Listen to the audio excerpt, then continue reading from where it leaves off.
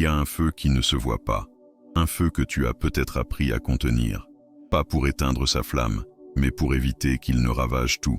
Ce feu-là, il ne crie pas, il bout, lentement, profondément, et parfois, il suffit d'un mot, d'un regard, d'un silence mal placé, pour que l'incendie menace. Tu connais ce moment où tu sens que quelque chose monte, que ta poitrine se serre, que ta mâchoire se contracte, et pourtant, tu ne cries pas, tu ravales, tu accumules, tu encaisses. Parce qu'on t'a appris que la colère c'est laid, que c'est un échec, une perte de contrôle. Mais si c'était justement l'inverse? Et si ta colère était le langage oublié de ton respect perdu? Une tentative désespérée de ton âme pour dire « assez », pas contre l'autre, contre l'invisible, contre l'injustifiable, contre cette sensation d'avoir été ignoré trop longtemps, d'avoir trop souvent dit oui quand tout en toi criait non. La colère n'est pas toujours un hurlement contre le monde. Parfois, c'est un appel intérieur, celui d'un être fatigué de faire semblant d'aller bien. Ce n'est pas la colère en elle-même qui détruit, c'est ce que nous en faisons quand nous la laissons grandir sans l'écouter. Sénèque disait « La colère est un vent qui éteint la lampe de l'intelligence ». Et pourtant, ce vent n'apparaît pas sans raison. Il vient quand l'équilibre intérieur est rompu, quand le respect de soi commence à se dissoudre. Il vient comme un souffle brutal qui rappelle que quelque chose ne va plus, que tu ne peux plus continuer à avaler des mots, des silences, des injustices, sans t'abîmer. Mais respirer avant de réagir, c'est peut-être là que commence la vraie force. Ce n'est pas fuir, ce n'est pas se taire, c'est se choisir. Épictète nous avertit, ce n'est pas la chose elle-même qui trouble l'homme, mais l'opinion qu'il en a.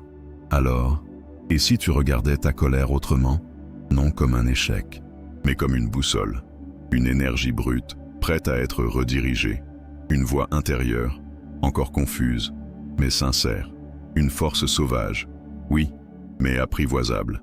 La plupart du temps, ta colère ne vient pas de maintenant, elle vient de loin, de ces fois où tu n'as pas été entendu, de ces jours où tu as tout donné et reçu le mépris en retour, de ces nuits où tu as pleuré en silence, sans que personne ne remarque que tu t'éteignais. Et aujourd'hui, elle revient, pas pour punir, mais pour t'avertir.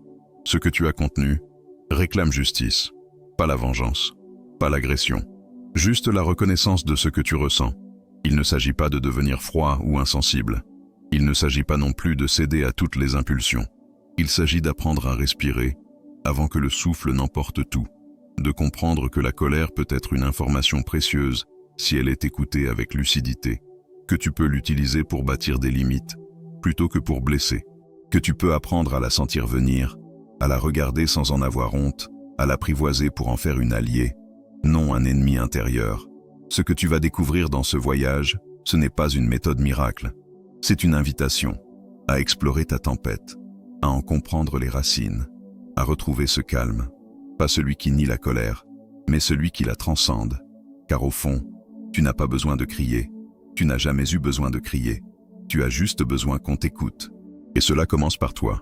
Le silence n'est pas une fuite, le silence est une force. Et dans ce silence, si tu sais écouter, tu entendras peut-être ce que ta colère cherche à te dire depuis longtemps.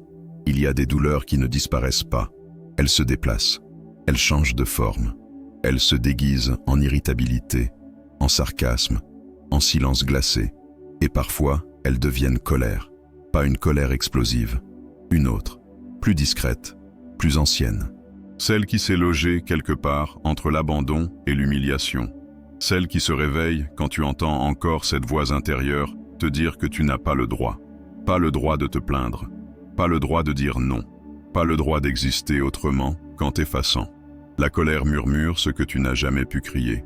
Elle se manifeste là où le respect t'a été retiré sans explication, là où tu as été ignoré, manipulé, repoussé. Et chaque fois que tu ressens cette montée, ce feu dans la poitrine, ce n'est pas le présent qui parle. C'est le passé qui revient demander une place. Tu crois peut-être que tu es en colère contre une personne, mais souvent, tu es en colère contre des années d'accumulation. Des années où tu as avalé des humiliations avec le sourire. Où tu as dit oui par peur qu'on t'abandonne. La colère, dans ces cas-là, n'est pas un caprice. C'est une cicatrice qui ne veut plus se taire. Elle est l'écho d'un amour non respecté, d'un lien trahi, d'un soi oublié. Tu n'as pas explosé à cause d'un mot. Tu as explosé parce qu'on a touché sans le savoir à une vieille plaie, une qui n'a jamais guéri parce que tu n'as jamais eu le droit de la reconnaître. Alors tu t'es convaincu que tu étais trop sensible, trop intense, trop compliqué. Et pourtant, ce trop, c'était juste toi, un toi qui demandait à être écouté. Beaucoup de gens confondent la colère avec l'agressivité. Mais ta colère n'a rien d'agressif. Elle est protectrice. Elle se lève quand tu es trop près de te trahir à nouveau. Quand tu t'apprêtes à dire oui, alors que tout ton être hurle non. Elle ne veut pas punir, elle veut t'alerter. Et dans cette alerte, il y a une vérité que tu ne peux plus ignorer. Tu mérites mieux, pas mieux que les autres. Mieux que ce que tu t'infliges en restant dans des situations où tu t'effaces, encore et encore. Cette colère est une tentative de reconstruction. Elle est le moment où ton âme dit « je ne veux plus ça », mais parce que tu n'as jamais appris à traduire cette émotion, elle sort de travers, elle blesse, elle fait peur, elle fait fuir, et parfois elle te fait honte. Alors tu recommences à l'enfouir, à la nier, mais elle revient, toujours, jusqu'à ce que tu t'arrêtes, que tu t'assoies avec elle, que tu l'écoutes comme on écoute une vieille amie en détresse. Ce n'est pas l'intensité de ta colère qui est le problème. C'est le vide qu'elle tente de combler, vide de reconnaissance, vide de sécurité, vide d'amour sain. Et tant que tu chercheras à l'éteindre sans la comprendre, elle reviendra plus forte. Car au fond, elle n'est pas ton ennemi. Elle est le messager d'une part oubliée de toi. Celle qui, enfant, a encaissé trop de choses en silence. Celle qui, adulte, a cru que se taire, c'était être fort. Mais aujourd'hui, tu sais que la vraie force, c'est de ne plus trahir ce que tu ressens. La colère n'est pas une faiblesse. Elle est une mémoire vivante de ce que tu ne veux plus revivre.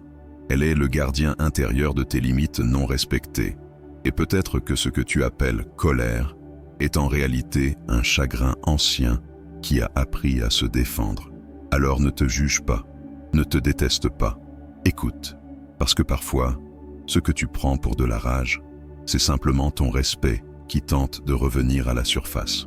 Ce n'est pas l'événement qui allume la colère, c'est ce que l'on en fait, ce que l'on y ajoute, parfois sans s'en rendre compte. Une pensée qui amplifie, une interprétation qui déforme, une vieille douleur qui ressurgit au mauvais moment.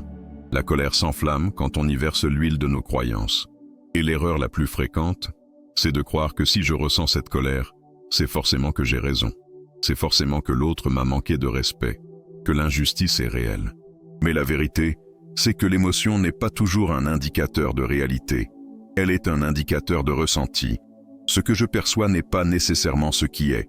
Et quand la douleur du passé vient colorer le présent, je peux voir des offenses là où il n'y avait qu'un malentendu. Je peux entendre du mépris dans une phrase neutre. Je peux me sentir attaqué alors que personne n'a levé la voix. C'est là que l'erreur commence. Je confonds ce que je ressens avec une certitude, une vérité absolue. Dans ce feu intérieur, il y a souvent une conviction.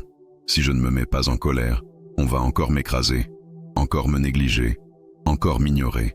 Alors je réagis fort, je parle vite, je monte le ton, pour prouver, pour être pris au sérieux, pour ne pas disparaître. Mais plus je hausse la voix, plus on se ferme, plus je me tends, plus l'autre s'éloigne. Et cette distance me fait encore plus mal. Alors j'en conclus que j'ai eu raison de me mettre en colère. Et le cercle continue. Ce cercle vicieux, il a un nom silencieux. Besoin de reconnaissance. Tu ne veux pas simplement avoir raison. Tu veux qu'on voit ce que tu ressens. Tu veux qu'on entende ce que tu n'as jamais pu dire. Tu veux qu'on valide ta douleur. Et quand cette validation n'arrive pas, la colère monte. Ce n'est pas parce que tu es colérique. C'est parce que tu es en manque de reconnaissance affective depuis longtemps. Et ce manque-là, personne ne l'a comblé. Alors tu essaies de le forcer, par la voix, par l'émotion, par la tension. Mais il y a un paradoxe douloureux. Plus tu cries, moins on t'écoute. Plus tu veux forcer le respect, moins il vient. Parce que le respect, ce n'est pas quelque chose qu'on arrache. C'est quelque chose qu'on incarne. Et c'est là que le feu intérieur s'alimente, dans cette illusion qu'il faut s'énerver pour être entendu. Alors tu continues, encore et encore, jusqu'à ce que tu t'épuises, jusqu'à ce que tu ne ressentes plus que la frustration. Et cette frustration, elle devient ton quotidien, une brûlure sourde qui t'accompagne partout. Ce n'est pas que ta colère est illégitime, elle est juste mal dirigée. Elle cherche un coupable, là où il n'y a qu'un manque. Elle cherche une justice, là où il faudrait d'abord une reconnaissance intime. Tant que tu ne vois pas cette mécanique, tu risques de la répéter, d'alimenter ton feu avec les mauvaises bûches, avec des pensées dures, avec des jugements précipités, avec des scénarios inventés dans ta tête. Et à chaque fois, tu t'éloignes un peu plus de toi-même. La sagesse stoïcienne ne dit pas de nier l'émotion. Elle invite à l'observer, à questionner cette opinion intérieure qui nous trouble plus que le monde extérieur. Elle nous rappelle que ce n'est pas l'injustice qui me détruit, mais la croyance que je dois réagir pour survivre. Et si tu choisissais cette fois de ne pas alimenter le feu, de le regarder sans le nourrir, de respirer, non pas pour fuir, mais pour reprendre la main sur toi. Parce qu'au fond, tu n'as pas besoin de prouver que tu souffres. Tu as besoin d'apprendre à ne plus te perdre dans cette souffrance. Il y a des tempêtes qu'on ne peut pas éviter, des orages émotionnels qui montent en nous sans prévenir, comme une vague noire qui monte du ventre au cœur, puis au visage. Mais il existe un moment, infime, silencieux, précieux, juste avant que tout n'explose. Ce moment où tu peux encore choisir de ne pas être emporté, choisir de regarder l'orage, sans devenir l'orage. C'est dans cet interstice que commence la sagesse. Et c'est là que le stoïcisme nous parle, non pas comme une philosophie figée, mais comme une main posée sur l'épaule. Sénèque, face à sa propre colère, pratiquait ce qu'il appelait une forme de suspension mentale. Il s'arrêtait, il respirait, il interrogeait ses pensées avant qu'elles ne deviennent actes. Il ne niait pas l'émotion, il la retenait, comme on retient un cheval sauvage par les rênes. Et plus que de la maîtrise, c'était un respect de soi, de son intégrité, de sa clarté, car il savait que la première victime de la colère, ce n'est pas celui qui la reçoit, c'est celui qui la laisse gouverner. Accueillir l'émotion, ce n'est pas la laisser exploser, c'est la reconnaître, c'est dire « je sens la colère monter, je sens ce feu, mais je ne suis pas ce feu ». C'est là que commence le vrai pouvoir, celui de l'observateur, celui qui ne s'identifie plus totalement à ce qu'il ressent, qui peut prendre une distance douce, une respiration, une pause dans le tumulte. C'est cette pause qui sauve, pas pour faire semblant que tout va bien, mais pour se donner la chance de réagir avec dignité. Tu n'as pas été faible les fois où tu as éclaté, tu as été humain, mais aujourd'hui, peut-être que tu es prêt à ne plus confondre réactivité et puissance, prêt à entendre ta colère sans la laisser décider à ta place. Il ne s'agit pas d'être parfait, il s'agit de créer un espace, un refuge intérieur, où tu peux déposer ton émotion avant qu'elle ne prenne les commandes. Un endroit où tu apprends à nommer ce que tu vis, avant que cela ne devienne poison pour toi et pour les autres. La tempête intérieure n'est pas un ennemi, c'est une alerte, mais tu n'as pas besoin d'y répondre tout de suite. Parfois, le simple fait de rester assis, de sentir tes pieds sur le sol, ton souffle dans ta poitrine, cela suffit pour ne pas sombrer, pour rester, pour résister à l'élan de la destruction. Parce que la vraie force, ce n'est pas de crier plus fort que les autres, c'est de rester calme. Quand tout en toi voudrait hurler, tu n'as jamais appris ça. Personne ne t'a montré comment accueillir l'émotion sans t'y noyer. On t'a appris à la refouler ou à l'exploser, mais pas à l'écouter avec tendresse.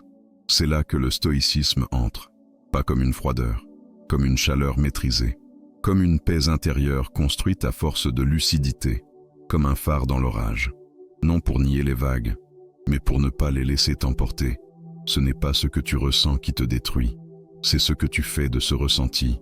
Et si tu apprenais à le transformer, non pas en silence imposé, mais en silence choisi, en calme qui parle sans bruit, en regard qui comprend sans juger, car ce calme-là est une victoire douce, invisible, mais puissante, celle de quelqu'un qui a vu l'orage et a choisi de rester debout. La colère est une énergie brute, une décharge intérieure qui cherche une sortie. Quand elle n'en trouve pas, elle implose. Elle se retourne contre toi.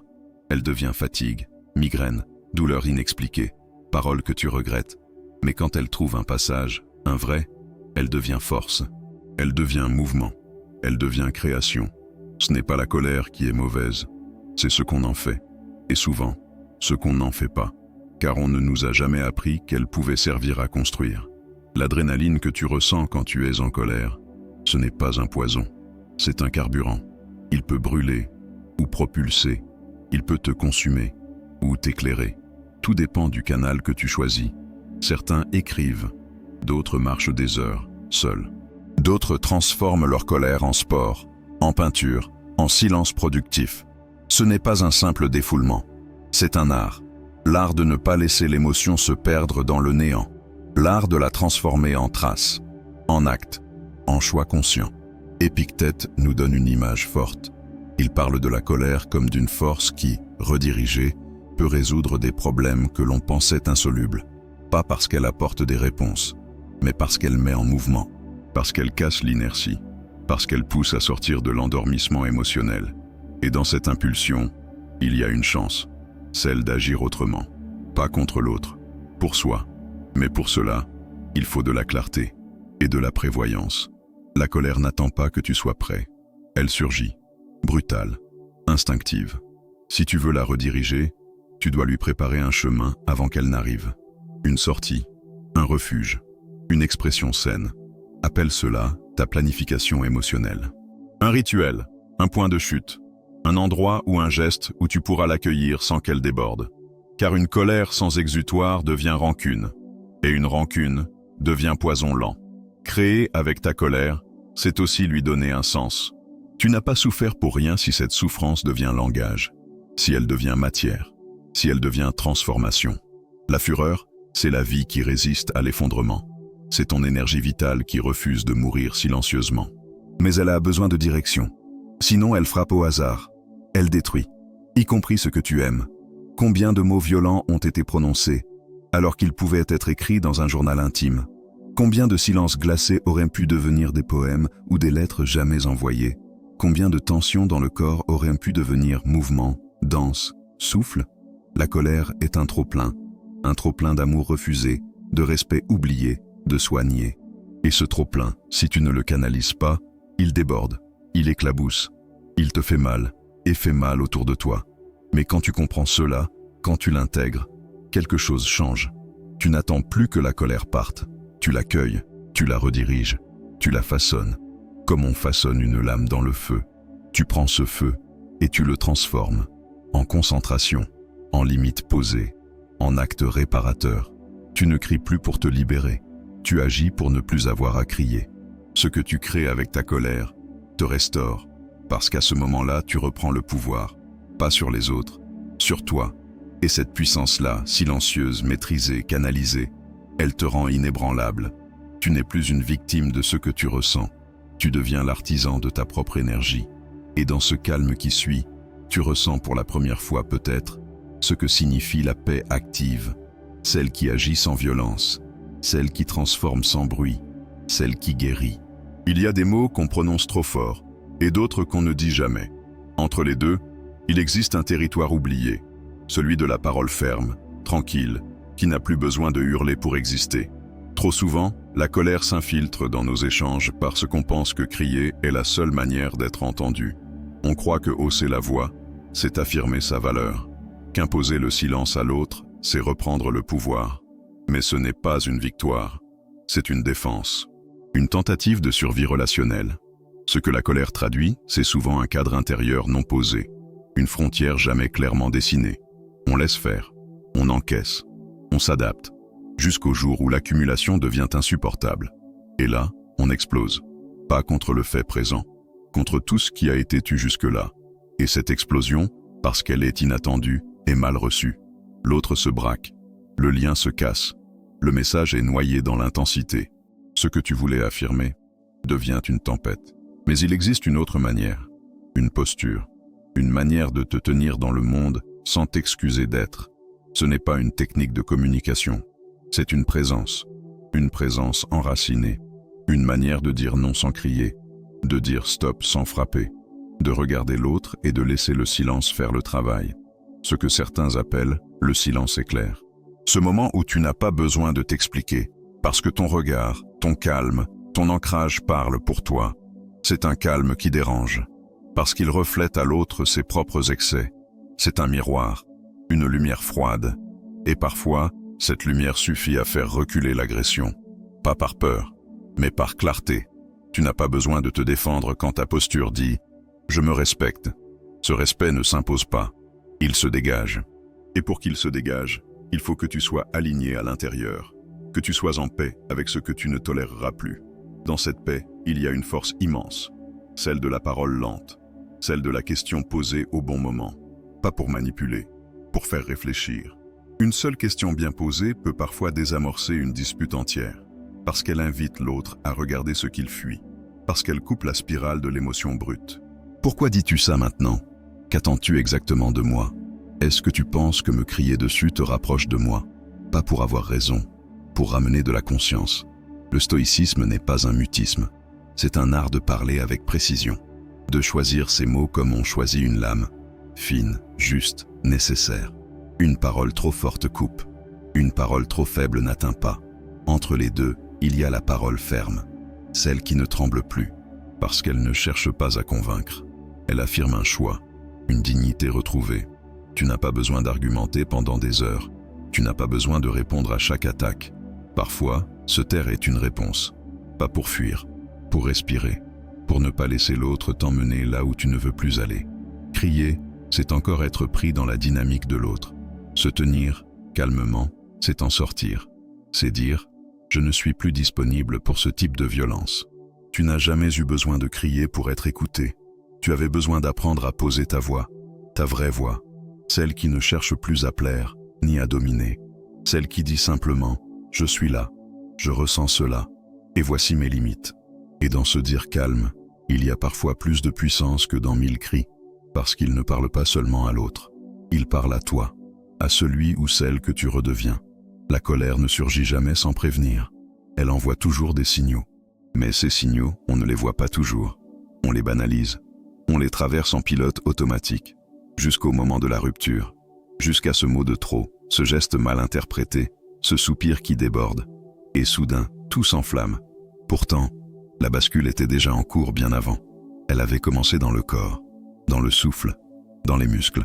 Il y a des indices, silencieux, souterrains, comme ces tensions qui s'installent dans la nuque ou dans les mâchoires. Comme cette sensation de vide dans le ventre ou d'électricité dans les bras. Le corps parle toujours avant la voix, mais il faut du silence intérieur pour l'écouter, du ralentissement. Ce que tu prends pour de la fatigue, c'est peut-être une alerte. Ce que tu appelles nervosité, c'est peut-être ta colère qui cherche à se frayer un chemin. Et puis il y a le dialogue intérieur, ce flot de pensées qui commence à s'emballer. Tu rejoues la scène, tu anticipes les attaques, tu imagines des réponses. Tu dialogues avec l'absent, et plus tu t'y engages, plus tu t'échauffes. Ce n'est pas encore visible. Mais à l'intérieur, tout se tend. Le mental devient une chambre d'écho, où la frustration résonne.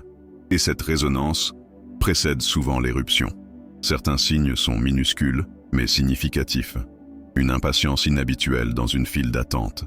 Un soupir plus fort que d'habitude. Une intonation qui monte d'un cran au téléphone.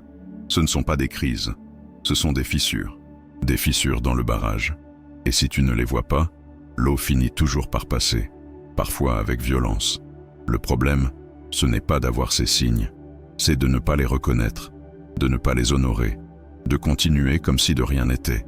Parce que tu dois, parce qu'il faut, parce que tu n'as pas le temps de ressentir. Et pourtant, ressentir ici, c'est prévenir. C'est peut-être même la seule prévention possible, non pas pour bloquer l'émotion, mais pour lui offrir un espace d'écoute avant qu'elle ne réclame tout l'espace. Reconnaître que tu es sur le point de basculer, ce n'est pas un aveu de faiblesse. C'est un acte de lucidité, de responsabilité intérieure. C'est dire « je me vois, je me sens venir ». Et dans ce voir, il y a déjà une forme de maîtrise. Ce n'est pas encore le calme, mais c'est la conscience. Et la conscience, c'est le début du recentrage. Le stoïcisme nous enseigne à ne pas attendre l'épreuve pour réfléchir, à anticiper, non pas avec peur, avec sagesse. Si tu sais que certains lieux, certaines personnes, certaines situations sont des déclencheurs, alors prépare-toi, non pas pour te défendre, pour rester aligné, pour garder ton centre, pour traverser le feu sans y jeter ton essence. Tu n'as pas à t'en vouloir d'être ébranlé. Tu as été trop souvent seul avec cette pression, trop longtemps dans l'obligation de rester fort. Mais aujourd'hui, tu peux faire autrement. Tu peux écouter ton corps avant qu'il ne crie. Tu peux entendre ton esprit avant qu'il ne s'emballe. Tu peux sentir cette frontière invisible qui, si elle est franchie, t'éloigne de toi. Et dans cette vigilance douce, tu redécouvres un pouvoir oublié, celui de ne pas sombrer, celui de rester debout, même quand la tempête gronde, parce qu'à force d'apprendre à te reconnaître, tu apprends aussi à te préserver, sans bruit, sans drame, juste avec cette présence intérieure qui dit « Je me respecte trop pour me perdre encore une fois ». Il existe une image que Sénèque aimait évoquer, celle de l'âme trempée, comme l'acier, non pas pour devenir dure, mais pour devenir stable, résistante, fiable, comme une lame qu'on ne brise pas au premier choc. Cette lame, ce n'est pas une arme contre les autres, c'est une arme contre la perte de soi, un outil forgé dans le feu de l'épreuve, mais poli par le silence, la réflexion, la maîtrise. Chaque fois que tu choisis le calme alors que tout en toi voudrait hurler, tu ne te retiens pas, tu te fortifies, tu ne fuis pas, tu affines ta lame. Et cette lame-là n'est pas faite pour blesser, elle est faite pour trancher l'illusion que la colère est la seule réponse, l'illusion que tu dois réagir pour exister, l'illusion que tu n'es fort que si tu imposes, alors que ta vraie force, c'est de rester centré dans le chaos. Ce calme intérieur n'est pas naturel, il se construit, il se façonne, il se perd parfois, puis il revient, et chaque retour est plus solide, parce qu'il est choisi, parce qu'il ne dépend plus des autres. Tu ne demandes plus aux autres d'être différents, tu apprends à être différent face à eux, et dans cette transformation silencieuse, il y a quelque chose de majestueux, quelque chose de noble, comme un guerrier pacifié, non pas parce qu'il a renoncé à se défendre, mais parce qu'il n'a plus besoin d'attaquer. Maîtriser sa colère, ce n'est pas s'en couper, c'est l'écouter profondément, c'est la laisser te parler, mais ne pas la laisser te commander. C'est faire de chaque affrontement une opportunité de t'endurcir sans t'endurcir le cœur, de devenir fort sans devenir froid, de poser tes limites sans perdre ta tendresse. Et cela demande du courage, parce qu'on te jugera peut-être. On te dira que tu devrais réagir, que tu es trop passif. Mais au fond, tu sais que tu n'es pas passif. Tu es en paix. Le vrai respect naît de là. Il ne s'impose pas, il se ressent. Il émane de ceux qui n'ont plus besoin d'écraser pour être, de ceux qui ont traversé leur propre feu et en sont sortis plus doux, plus précis, plus calmes. Ce calme est devenu leur glaive intérieur, invisible, mais tranchant. Une arme silencieuse contre l'injustice émotionnelle, une défense intime contre le chaos extérieur. Et ce glaive, tu l'as déjà en toi, tu l'as affûté à travers tes chutes, tes silences, tes nuits sans sommeil. Tes jours où tu as tenu, même brisé, tu ne le vois peut-être pas encore, mais chaque fois que tu respires au lieu de réagir, tu le polis. Chaque fois que tu choisis le retrait noble au lieu du combat stérile, tu le renforces. Ce calme-là n'est pas passivité, il est vigilance, présence, pouvoir discret. Il ne te coupe pas du monde, il te relie autrement. Il dit à l'autre, « Tu ne me feras pas perdre ce que j'ai mis tant d'années à retrouver. » Et ce que tu as retrouvé, ce n'est pas une façade, c'est une essence, une dignité, une profondeur. Alors la prochaine fois que la colère montera, souviens-toi, tu n'as pas besoin d'éclater pour te défendre. Tu peux brandir ton calme, pas comme une fuite, mais comme une affirmation. La plus puissante de toutes, celle de quelqu'un qui a traversé le feu et qui a choisi de ne plus s'y brûler. La colère n'est pas une faute, elle n'est pas une honte, elle n'est pas une preuve d'échec émotionnel. Elle est un signal, un message, une tentative.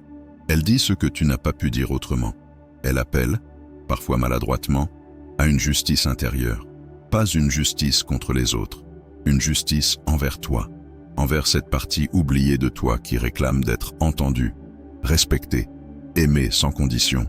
Ce que tu as ressenti tant de fois, ce feu, cette tension, cette envie de crier, de casser, de partir, ce n'était pas une faiblesse. C'était ton être en défense. Une défense mal comprise, mal accueillie, souvent mal exprimée, mais profondément humaine. Tu n'as pas été trop intense. Tu as été fidèle à une blessure que personne n'avait soignée. Tu as porté seul ce que d'autres ont ignoré. Et cette solitude, elle a fabriqué des orages silencieux, puissants, destructeurs parfois, mais toujours porteurs d'un sens. Aujourd'hui, tu n'es pas en train de supprimer ta colère. Tu es en train de l'écouter autrement, de la rencontrer à nouveau. Comme on rencontre un enfant qui a trop crié pour être vu, et tu réalises peut-être que tu peux la calmer, non pas en l'éteignant, mais en lui répondant, par ta présence, par ton respect, par une décision simple. Je ne veux plus me perdre dans ce feu. Sénèque disait, le sage use de la colère comme du feu, avec mesure, pour forger, jamais pour brûler. Cette phrase n'est pas une injonction à être parfait, elle est une promesse, celle qu'il est possible de transformer ce qui te déborde, en force douce, en clarté, en action lucide. Le feu ne doit pas disparaître, il doit être dirigé. Tu n'as pas à devenir froid, tu as à devenir maître de ton feu, et pour cela, tu n'as pas besoin de tout changer. Parfois, un seul geste de conscience suffit, une seule pause, une seule respiration différente, une seule question intérieure posée avant de réagir. Ce ne sont pas les grandes révolutions qui nous libèrent. Ce sont les petits détours de lucidité, ceux qui interrompent le cycle, ceux qui t'arrachent à l'automatisme, ceux qui redonnent le choix. Épictète disait aussi, « Ne permets à rien d'extérieur de te tirer vers le bas. Ce pouvoir t'appartient. » Cette phrase est une clé silencieuse, une invitation à ne plus vivre en fonction des tempêtes extérieures, mais à bâtir ton ancrage intérieur, non pour contrôler le monde, pour ne plus être détruit par lui. Tu ne changeras pas tous tes réflexes en un jour. Tu ne deviendras pas de marbre, et ce n'est pas le but. Le but, c'est de retrouver ta souveraineté émotionnelle, ce centre à partir duquel tu peux tout ressentir, sans tout exploser. Tu peux avoir mal, sans blesser. Tu peux dire non, sans hurler. Tu peux te retirer, sans fuir. Et dans ce calme choisi, il y a une puissance nouvelle, une puissance qui ne se prouve plus, qui se vit, qui s'incarne. Alors, la prochaine fois que tu sentiras l'orage monter, rappelle-toi de ce feu, rappelle-toi de ce glaive intérieur, rappelle-toi que tu peux respirer avant de réagir, que tu peux observer avant de répondre, que tu peux honorer ta douleur sans la laisser gouverner ta voix. Et si cette vidéo t'a touché, ce n'est pas parce qu'elle t'a donné des réponses, c'est parce qu'elle a peut-être réveillé une partie de toi que tu avais oubliée, celle qui veut la paix, mais pas une paix vide, une paix puissante, une paix vivante, une paix qui commence par toi.